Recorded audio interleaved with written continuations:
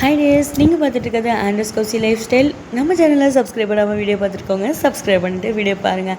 இந்த வீடியோவில் நாங்கள் கிருஷ்ண ஜெயந்தி எப்படிலாம் செலிப்ரேட் பண்ணோம், எங்கெல்லாம் போனோம் அப்படிங்கிறத பார்க்க போகிறோம். கிருஷ்ண ஜெயந்தி அன்னைக்கு மார்னிங்கே கிருஷ்ணர் கோவிலுக்கு போயிட்டோங்க. கிருஷ்ணரை ரொம்ப அழகாக டெக்கரேட் பண்ணியிருந்தாங்க. பார்க்கவே சூப்பராக இருந்தது. அப்படியே கொஞ்ச நேரம் கிருஷ்ணரை பார்த்து ரசிச்சுட்டு வந்தோங்க. கிருஷ்ணர் அவ்வளோ அழகாக இருந்தாருங்க. அதுக்கப்புறம் ஈவினிங் பூஜை பண்ணுறதுக்கு ஃப்ளவர்ஸ்லாம் வேணும் அப்படின்னு சொல்லிட்டு என்னோடய கணவர்கிட்ட கேட்டிருந்தேன். ஃப்ளவர்ஸ் தானே வேணும், வா பறிச்சிக்கலாம் அப்படின்னு சொல்லிட்டு ஒரு சூப்பரான ஒரு பிளேஸ்க்கு தாங்க கூட்டிகிட்டு போனாங்க. அந்த இடம் ரொம்பவே அழகாக இருந்தது. அப்படியே க்ரீனிஸாக ட்ரீஸு, அதுக்கப்புறம் கோகோனட் ட்ரீ, அப்புறம் நீம் ட்ரீ, அப்படியே ஃபுல்லாக அப்படியே பச்சை பசேர்னு செழிப்பாக இருந்ததுங்க. அதுக்கப்புறம் சங்குப்பூ கேட்டிருந்தேன். சங்குப்பூ எல்லா இடத்துலையும் தேடி அலைஞ்சு ஒரே ஒரு இடத்துல மட்டும் இருந்தது. அந்த இடத்துல கம்பி போட்டிருந்தாங்க, அந்த வேலி மாதிரி போட்டிருந்தாங்க. அதுக்குள்ளே மெதுவாக கையை வச்சு அந்த சங்குப்பூ என்னோடய கணவர் எனக்காக பறித்து கொடுத்தாங்க. நான் ஆசைப்பட்டு கேட்டேன் அப்படிங்கிற ஒரே காரணத்துக்காக ரொம்ப நேரம் தேடி அலைஞ்சு எனக்காக பறித்து கொடுத்தாங்க. அது மட்டும் இல்லாமல் நான் ஏதாச்சும் ஒன்று கேட்டுட்டு அதை நானே மறந்துடுவேங்க.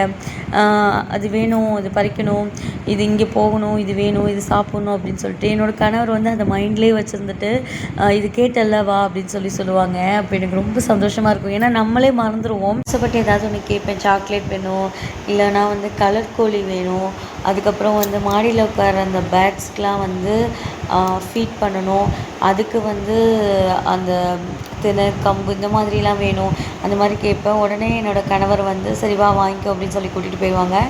அதே மாதிரி வாங்கி கொடுத்துருவாங்க.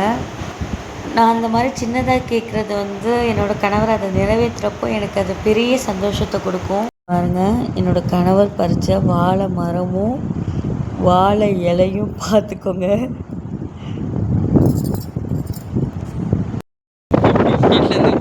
பர்மிஷனோட வேறு இந்த பூ காட்டுறேன் உங்களுக்கு மக்களே.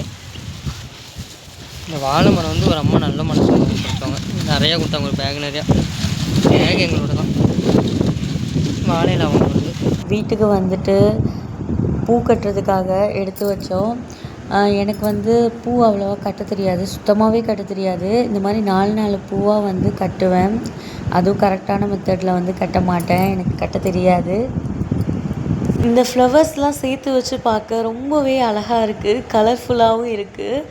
அது மட்டும் இல்லாமல் என்னோடய கணவர்கிட்ட மா இலை தோரணம் கட்டணும் அப்படின்னு சொல்லியிருந்தேன். 21 இலை வச்சு மா இலை தோரணம் ரெடி பண்ணணும் அப்படின்னு சொல்லியிருந்தேன். என்னோடய கணவரும் 21 இலை வச்சு மா இலை தோரணம் ரெடி பண்ணியிருந்தாங்க. ரொம்பவே அழகாக அந்த மா இலை தோரணம் கட்டியிருந்தாங்கங்க. எனக்கே ரொம்ப பிடிச்சிருந்தது. அதை கொண்டு போய் நிலவாசலில் போய் கட்டி விட்டாங்க. அதை வாசலில் அப்படியே கட்டும் போது சூப்பராக இருந்தது.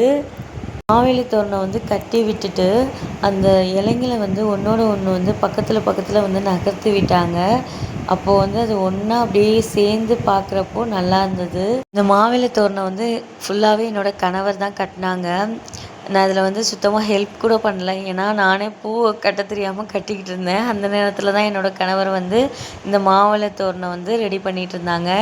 அதனால என்னால் சுத்தமாக ஹெல்ப் பண்ண முடியல. பட் என்னோடய ஹஸ்பண்டே சூப்பராக கட்டிட்டாங்க. என்னோடய கணவர் காட்டுவாசியாகவே வளர்ந்ததுனால இந்த ஒர்க்கை ரொம்பவே பர்ஃபெக்டாக பண்ணியிருக்காரு.